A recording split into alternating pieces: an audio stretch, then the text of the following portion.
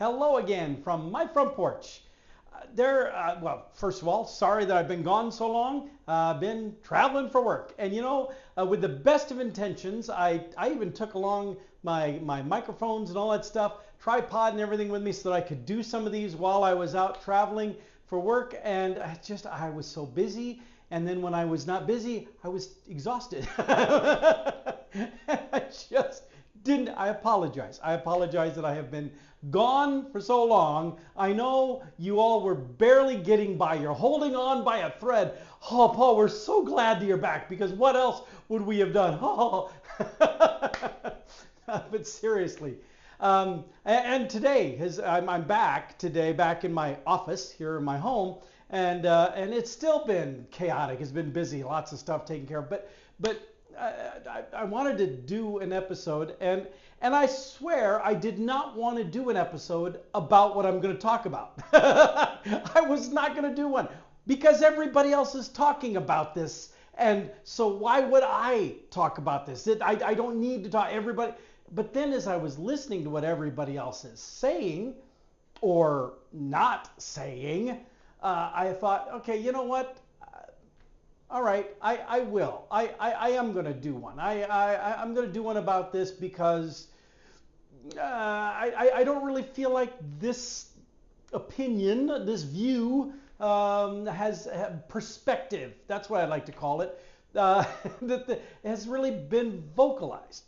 So what I'm talking about is the big news in the media in the last few days with Stephen Colbert, who is the successor to David Letterman, hosting The Late Show on CBS, that Colbert announced that he is being canceled, that his show, not just he is being removed as the host, but that the show itself is being shelved, is going to be brought to an end by CBS. Now, some of us are old enough to remember when David Letterman followed The Tonight Show on NBC, and that when NBC sort of gave him the heave-ho, because Johnny Carson handpicked Letterman to succeed him as host of The Tonight Show, and NBC said, no, we don't think so, and they gave it to Jay Leno instead, and told David Letterman, we would like you to just keep doing your shtick here after the Tonight Show. And Letterman said, no, I don't think I want to keep doing that. And CBS said, come on over here and we'll create The Late Show for you over here.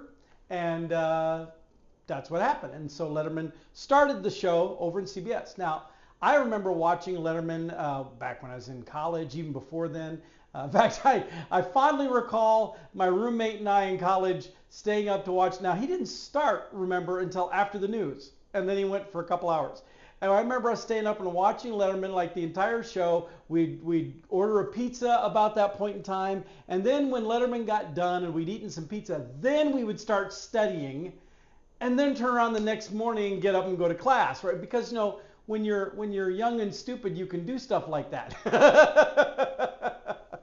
But I loved Letterman and his show, and followed it for the duration. Now, as it got towards the end of his reign, my life was more hectic and chaotic, and I was not as regular viewer as I had once been when I was younger. But I still enjoyed tuning in. And then Stephen Colbert took over, and Colbert is talented. He's got some skills as a host. He can. I don't want to disparage him. However, he is a very different persona than Letterman, which is a given. No one was going to come in and just mimic Letterman. But Colbert, whether intentionally or not, he took that show in a very different direction. Letterman had always been political. Johnny Carson had been political. Others had been political, but it was a little subtle. It was a little fun. It was a little tongue-in-cheek, but it was never just like, boom, punch in the face. This is the way it never came off as aggressive. It never came off as someone who was an advocate for one train of thought, but actually somebody who was just making fun of whoever was in the news that day and then moving on. That's the way others had. Colbert, on the other hand, he very quickly began to carve out that he was aligned with a certain viewpoint, and that was the only acceptable viewpoint according to him, and it was the only endorsed viewpoint of his show. And anything outside of that perspective was then ridiculed, mocked, belittled, put down, insulted, just treated badly. Well, now, don't get me wrong. He can say whatever he wants on his show. Anybody can. I got this program here, and I can do whatever. The problem is, when you have a show like The Late Show, you have to be mindful that you are not there to be an advocate for your worldview. You're not there to push an agenda.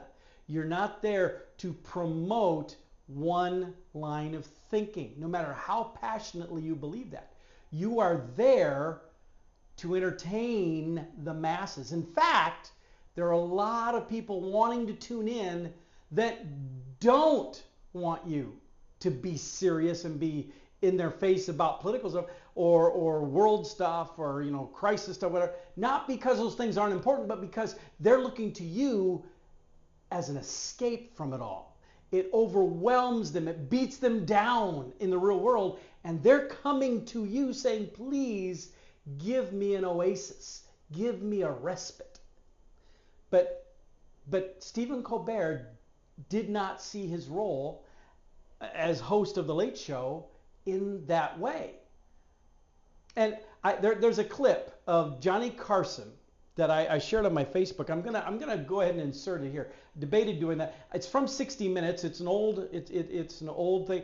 The only reason, because I was worried about putting it in here, because I'm like, I don't want to violate anybody's copyright. But I mean, I've seen this thing posted all over the place, so I think I'm okay using it. But if not, somebody will surely let me know. But I'm going to insert this here, giving full admonishment to that. Okay, so here we go. Just watch what Johnny Carson, who is the undisputed, all of the current late night talk show hosts even referred to him as the king of late night talk shows. So listen to how the king of late night talk shows reference this very topic. Sensitive about the fact that people say he'll never take a serious controversy.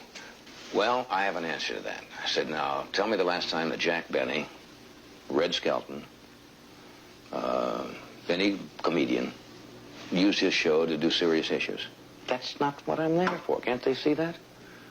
But you're not. Why do they think that just because you have a Tonight Show that you must deal in serious issues? That's a danger. It's a real danger. Once you start that, you start to get that self-important feeling that what you say has great import. And strangely enough, you could use that show as a forum. You could sway people, and I don't think you should as an entertainer. Okay, so that's what Johnny Carson had to say. Now, some would say, well, but the world has changed now. In fact, I saw, when I posted that video, I had one of my friends that said, well, but the world is different now. Trump has done blah, blah, blah. Yeah, Johnny Carson, yes, I know Donald Trump has done stuff that really irritates the people that don't like it. I totally get that. But Johnny Carson was hosting the Tonight Show during the Nixon era. And Johnny Carson told jokes about Nixon. While Watergate was going on, Johnny Carson was hosting the Tonight Show.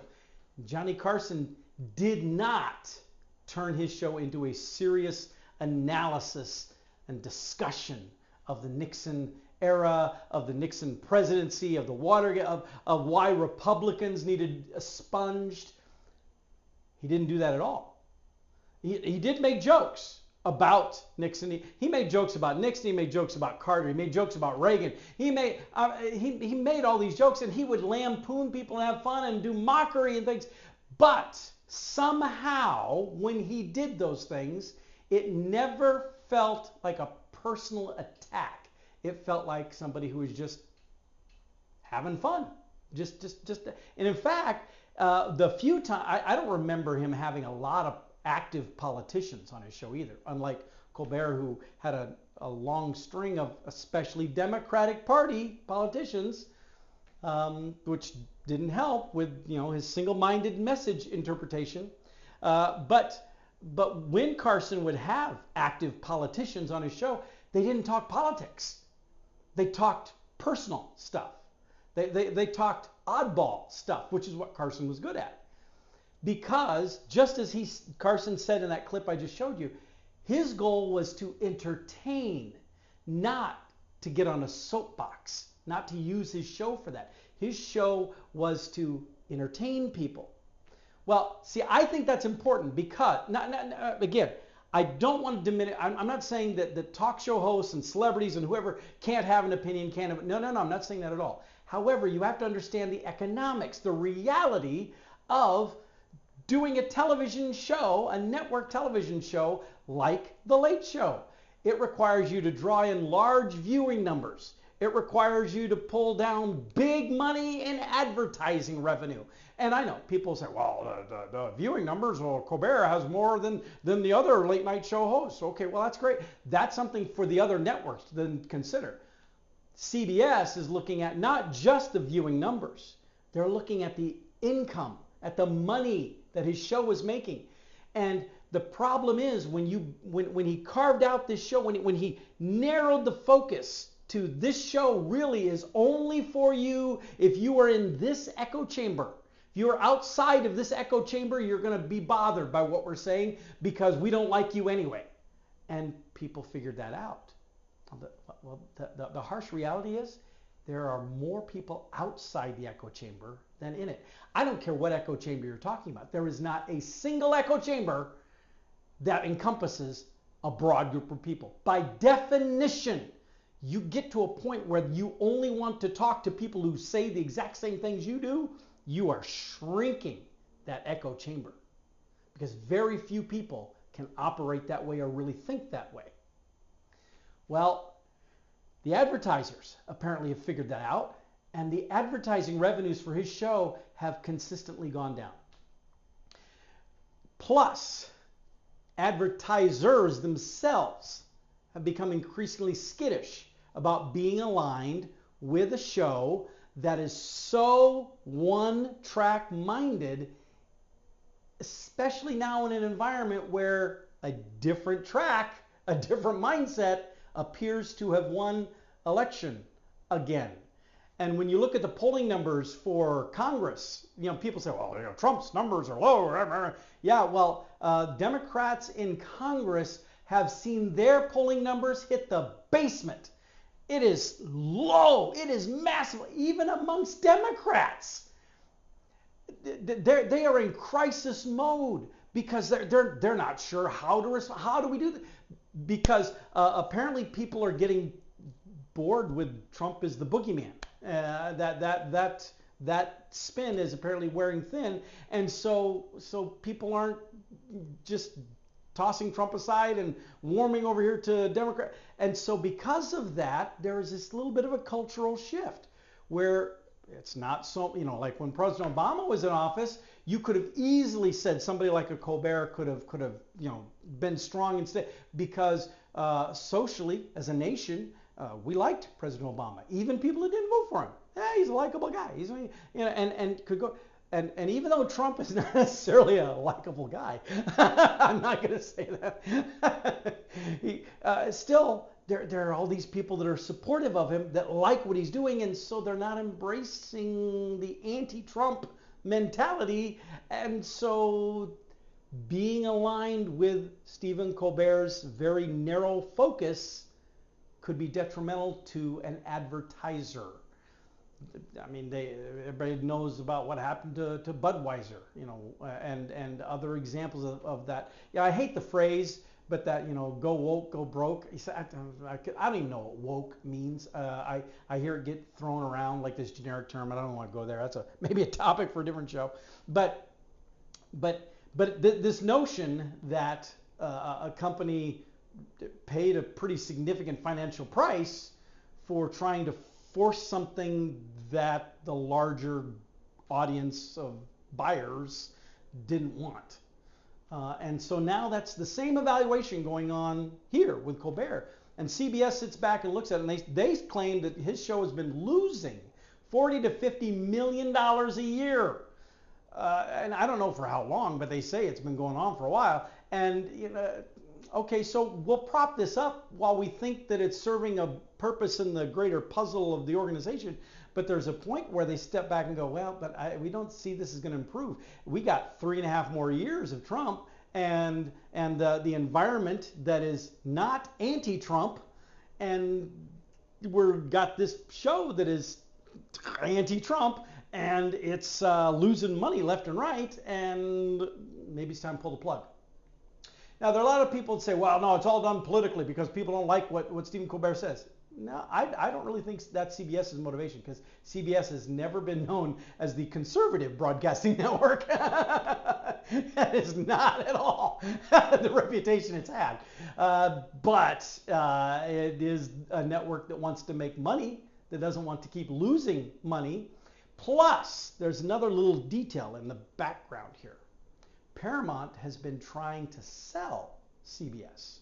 That has been going on for a little while now. And they've been entertaining offers from buyers, but the problem is they look at the books, at Paramount's books, and they go, whoo, there's a lot of red here. You're losing money over here. You're losing money over there. You're losing. And if I'm a big corporation looking to acquire CBS or other properties within Paramount, I'm going to look at that. I'm going to go, this is pretty shaky. So CBS or Paramount as the owner, but CBS then has a motivation to want to trim the fat, if you will. Whether they like a show or not, whether top executives support a show or not, they got to look at the reality of what's on the books, and they got to say, this one's costing us a lot of money. We're just throwing it away here, and that's going to be a huge red flag as we're trying to unload CBS onto somebody else. So, obviously you're not going to read about a lot of that publicly, at least not from official channels, because nobody that's trying to sell a property wants to openly in the public eye talk about the flaws of the property. But there are others, ancillary people talking about this, that are aware of these things. So all of this factors in there. And so when you see people saying, I can't believe they're canceling Colbert, especially all the other late night talk show hosts, I understand why they're defending Colbert. It's not so much to defend him, it's more to protect themselves. They're trying to make the case for why they shouldn't then be canceled. Because if Colbert's viewing numbers are better, and I don't know, hypothetically, let's say his advertising numbers were better than theirs, but he was still losing all that money, then it's a good guess that they're all losing money too, maybe even more so. Guess who's next on the chopping block? So I totally get why they would be panicked, why they would want to proactively push back to send the message, not just in support of their friend Stephen Colbert, but also in protection of themselves. It makes total sense. It makes absolute total sense. But when I see people out here waving their fists and saying, we need to have freedom of speech. Well, again, freedom of speech is a right guaranteed. It's protected in the U.S. Constitution. It's not granted by the Constitution, just to be clear. But that is only, First Amendment only applies to government laws and restrictions on free speech. That's all the First Amendment does. The First Amendment does not prevent a private corporation from deciding to cancel one of their programs because they don't feel like it's making them enough money. That is not at all covered under First Amendment. There's no First Amendment application there whatsoever. Sorry, there's just not. So stop making that argument. The other thing that I see is this notion that Donald Trump has it in for Stephen Colbert, and so he is personally blackmailed CBS into doing this. I don't know. Maybe there's stuff happening behind the scenes, but see, I personally, I don't give Donald Trump that much credit. I don't think he's got that much authority. I don't believe he's got that much power. If you do, well, then you have more faith in him than I do. Because I I see Trump being gleeful and happy about what's happened, and that's unfortunate that he would take that approach. I don't think that was presidential, but that's not me to decide. But I don't believe that Donald Trump had much to do with this, at least directly. The only thing Donald Trump had to do with this is that he helped set this new tone and environment culturally that that knocked the legs out from under the very narrow focus that Colbert had taken that show in. If Colbert had kept the show broadened, if he had not turned it into something where he was a crusader for a cause. And by the way, lest you say, oh, Paul, you're misinterpreting that. No, I have seen my own friends on Facebook. I have seen many of my own friends on Facebook posting about this, making comments to the effect of, they may silence Colbert, but they won't silence our voice. Colbert was our voice. He spoke for us. Colbert represented everything we believe, and we will still be saying. See, all of these people identified with him, all of these people who are very politically left-wing, identified with him and saw him as a champion of their viewpoint, which is great, cool. Good for him, good for them. No, I don't have an issue with that, except in his role as host of that show, he needed to not be so limited in that way. He needed to remember what Johnny Carson had said. You got to keep it broad. You got to keep it open. You can't do that because that's not why the majority of people want to tune in to see you. Now, I don't know what his next gig will be, but I'll bet it'll be politically oriented. I bet it'll continue on the vein where he's been now. And honestly, CBS shouldn't have been surprised. Remember, his show before he came to The Late Show was pretending to be a conservative so that he could mock and lampoon conservatives. He was like a Uber Rush Limbaugh, but he was doing things that were absurd and silly and nonsensical and made conservatives look stupid and bad and horrible, playing this persona of a conservative so that he could mock conservatives. CBS had to have known what they were in for when they hired him, and so I don't know why they'd be surprised with what turned out. That's all I'm going to say. So, all that being said, I know it's kind of a long-winded one, but my degree's in journalism, and so this kind of stuff, it matters to me because start talking about First Amendment, well, that's journalism. You start talking about freedom of speech, that's First Amendment. But you start talking about media and media presentations and how media and economics come to, in the newspaper world, which is where I originally was my focus. There was always this back and forth about, well, if we run this story, will that impact advertisers?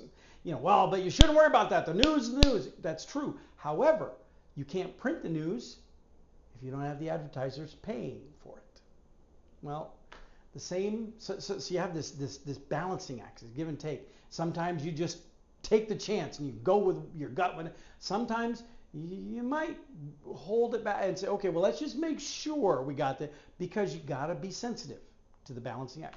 Well, that's the same thing that CBS is doing with this show. It's what Colbert did not do with his show, and now he's paying the price. That's my opinion, at least. You can disagree if you want. You can of course, say that Donald Trump is the big mastermind behind all of this. Again, if you say that, you have a lot more faith in his ability than I do.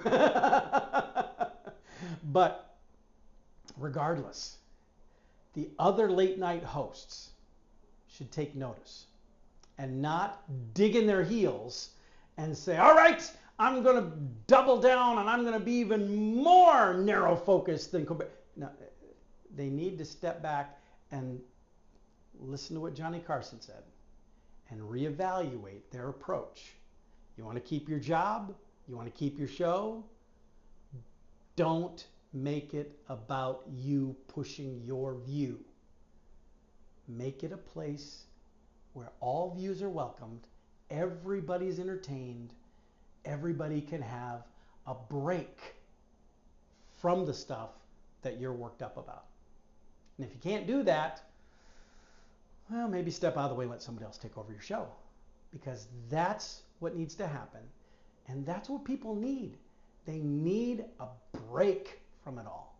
Not someone who just wipe over it, not someone who's going to ignore and blah, blah, but they just need a chance to step away from the seriousness and have a laugh, have some enjoyment, be able to smile, and not because they're laughing and smiling at the expense of somebody that you're mocking, belittling, and criticizing, but that they're laughing and smiling because you simply made them feel good. I know none of those people are going to see this. In fact, nobody that has anything to do with any of the shows is going to see this. But those of you who have watched this all the way to the end, well, first of all, you are gluttons for punishment. You deserve an award. But you'll know what I'm saying. And feel free to share that with other people too. Pass it along. And as you're hearing people say these things or you're in discussions about these things, feel free to beg, borrow, and steal from what I've shared here. All right, well, I think I've rambled long enough. Feels good to get that off my chest. With that, I will let y'all go. And I'll see you next time from my front porch.